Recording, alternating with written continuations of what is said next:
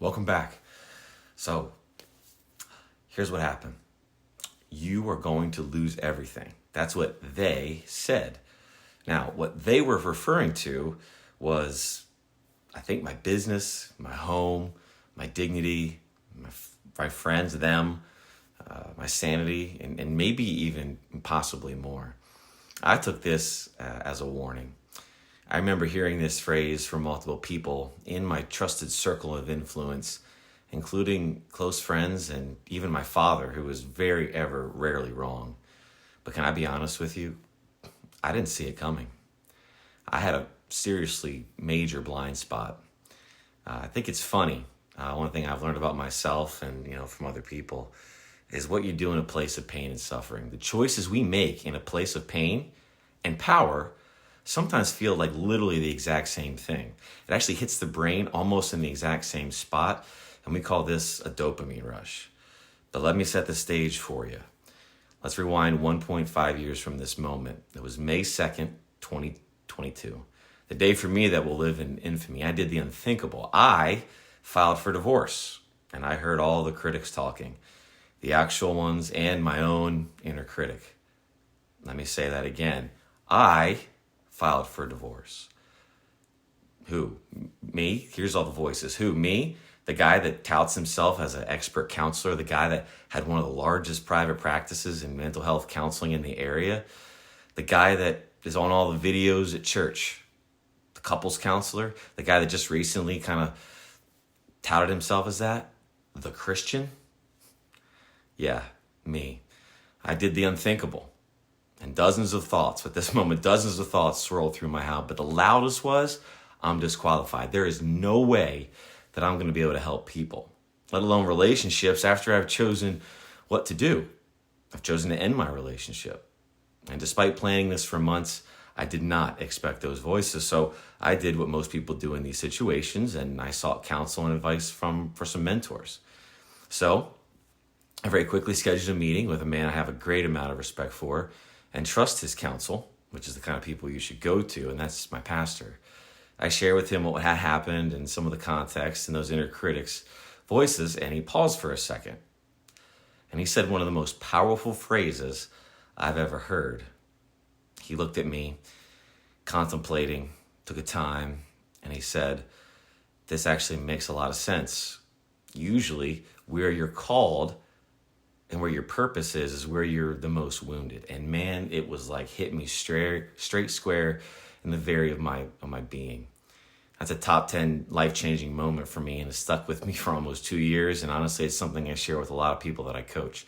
Basically, he was saying I am not disqualified. In fact, the opposite. That reframe, we went into that in the previous email, set me free. It's funny because one of my favorite quotes of all time is, God does not call the qualified, he qualifies the called. And my pastor literally just turned that platitude into absolute truth for me. I was free, at least for a little bit. There's a narrative shift coming. Get ready. Months after filing for divorce, meeting with my pastor, and starting the normal legal proceedings that come with divorce, I regrettably found myself in another super unhealthy relationship. And the worst part is I knew better.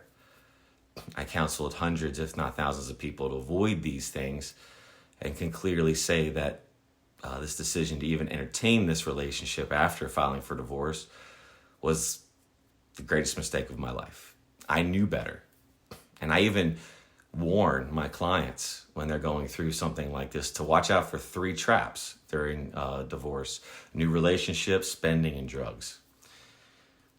But due to the stress of being pulled in a million different directions during this time of my life and trying to spin a dozen plates and wear a dozen hats, it happened just as some has predicted. I started to lose everything, and I mean everything.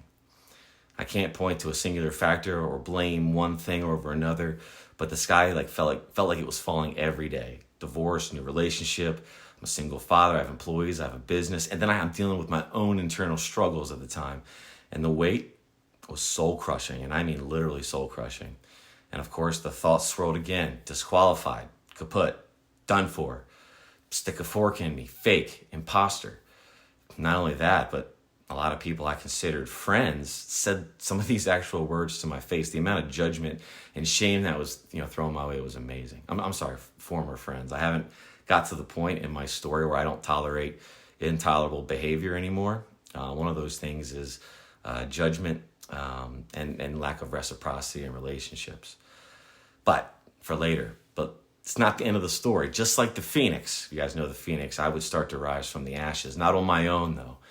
Romans 8:28 says, we know that all things work for good for those who love God and are called according to his purpose. Not only that, but in Psalm 147:3, he says that he heals the broken heart and he binds up their wounds. God had a plan all along.